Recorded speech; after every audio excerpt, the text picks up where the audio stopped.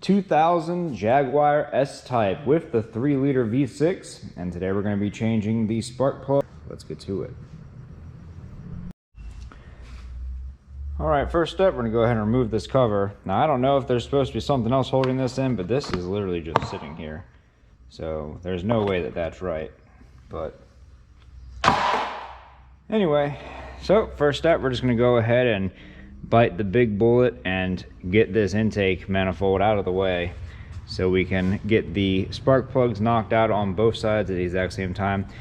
In order to do that, first thing we're going to need to do is remove our hoses, remove our intake piping, and start cleaning this stuff up. Disconnect these 10mm bolts right here for EGR valve, so that way we can hopefully pull that out. I don't know if that's going to have a neck in there or not, but we'll figure it out. Go ahead and get ourselves a pair of pliers.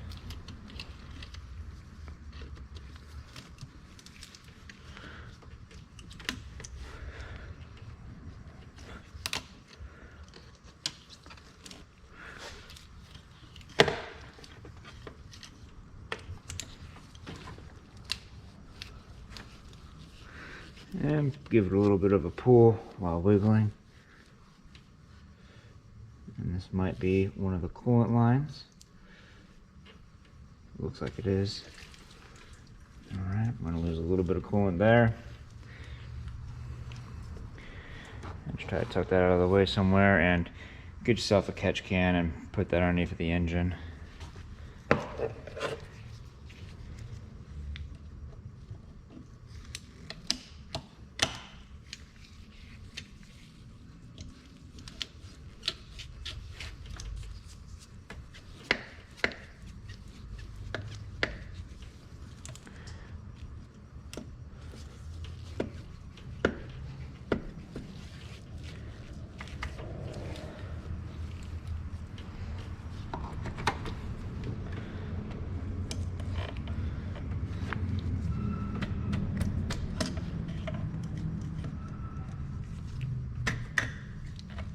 Go.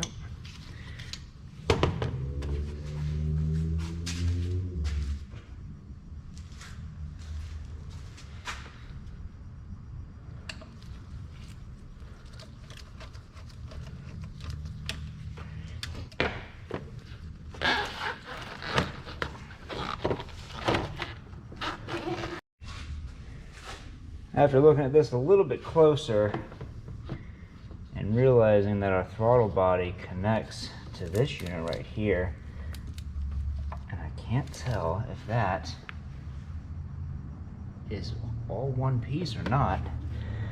I might be taking out these 4 bolts to separate the throttle body from the intake manifold, so that way I don't have to deal with whatever this is. But I think I'm just going to start working on the other stuff in the meantime, and we'll see how it goes.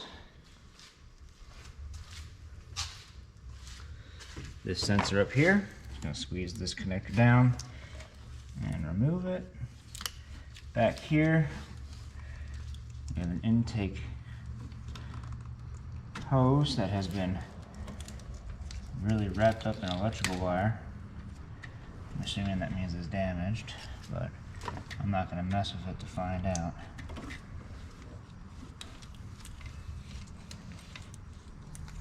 And there is another connector on the back end right back here.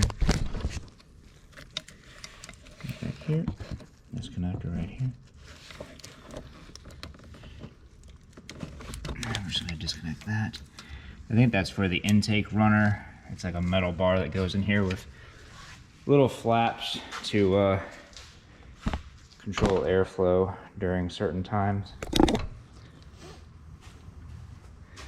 And with that all disconnected, there is a little one right here, but there's nothing actually connected to it, it's just there. And down here,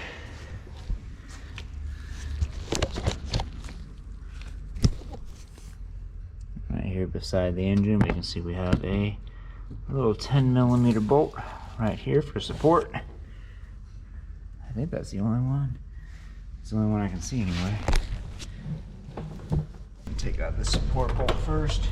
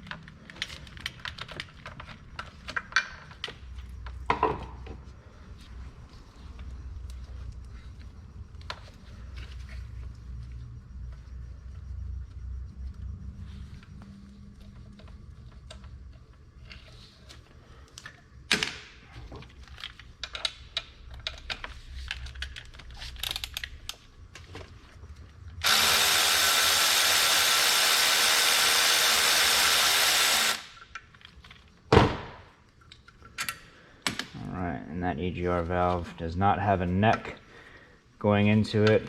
It completely disconnects, and that's what I was really hoping for. Let's go ahead, start removing some of these 8mm bolts. Let go.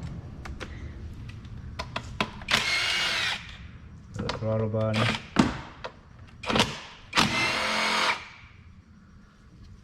These ones on this side are very well hidden.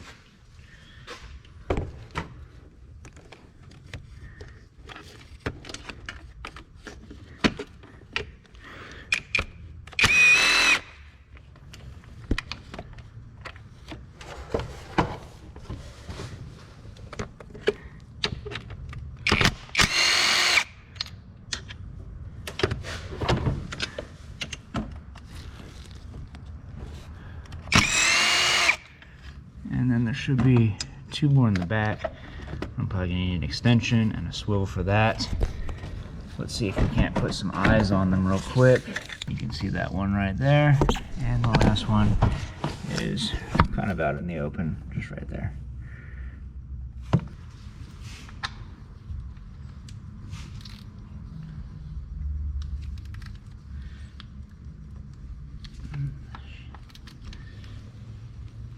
I don't understand how that one was down that tight.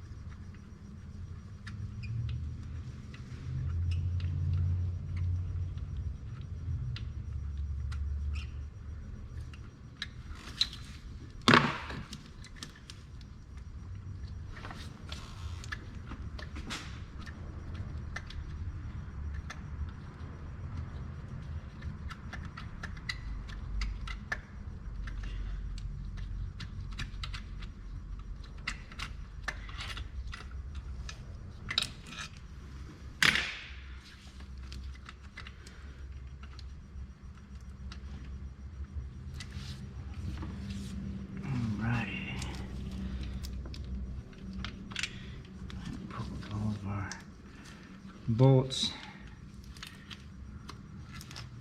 Better to remove them than accidentally lose them.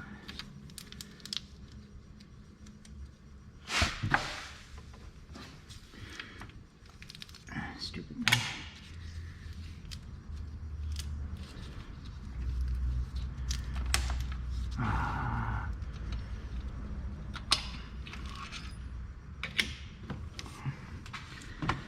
Alright, let's see if that will take care of it. This does come off as one piece. I am just going to go ahead and remove the throttle body. I was hoping I wouldn't have to, but looks like it'll just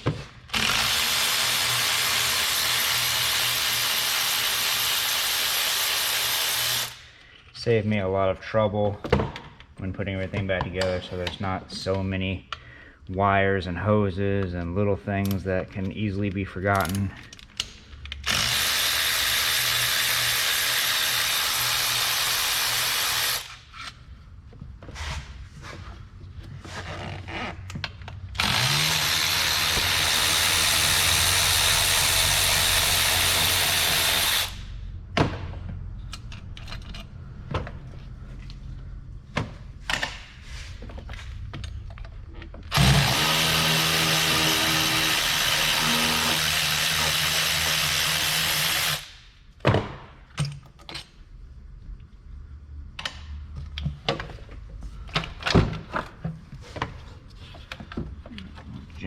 remove this without breaking anything. We got one more hose that goes right here. Go ahead and remove that. What else is there? This connector here, and these two vacuum lines.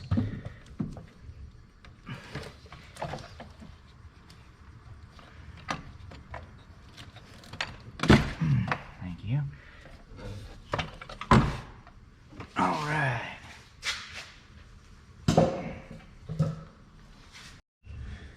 All right, on this side, we're gonna go ahead and start removing the coil packs.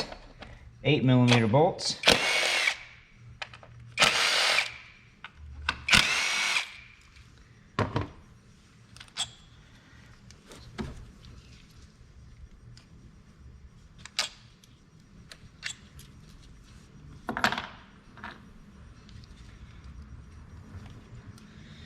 And to unplug them, so we just take the connector and squeeze down on the little tab right here.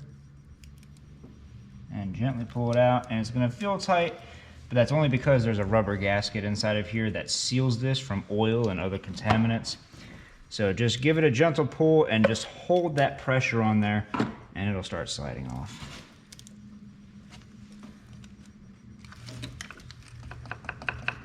Let go. Alright, and we've got our 5/8 on a 9-inch extension with our 3/8 impact.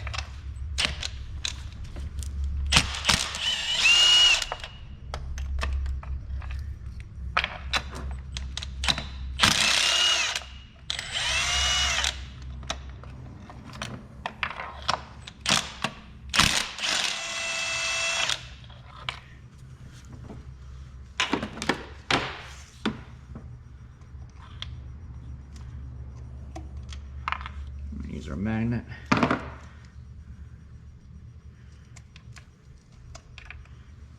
to remove old spark plugs. And when we install our new spark plugs, go ahead and start them by hand. Just a couple first turns, just make sure that they're in there. Don't want to risk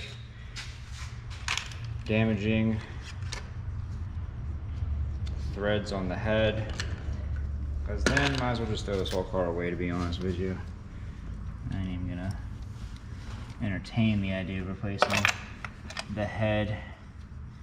If this was the 4-liter or the supercharged engine and it was actually worth something, yeah, maybe. But I'm not gonna put that kind of money into a V6. So just be careful.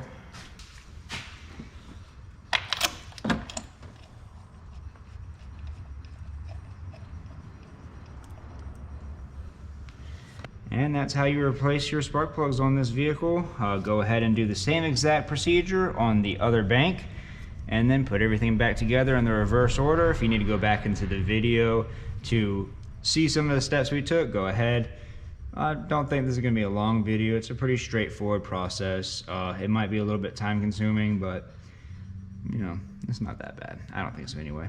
Anyway, you did it. You replaced your own spark plugs. I knew you could. I didn't doubt it for a second. This video helps you out, leave a like. Don't forget to subscribe. And if you want to see more videos like this one on Jaguars, or even possibly this Jaguar, go ahead and check out that video right there. I made that one just for you. Other than that, see y'all next time.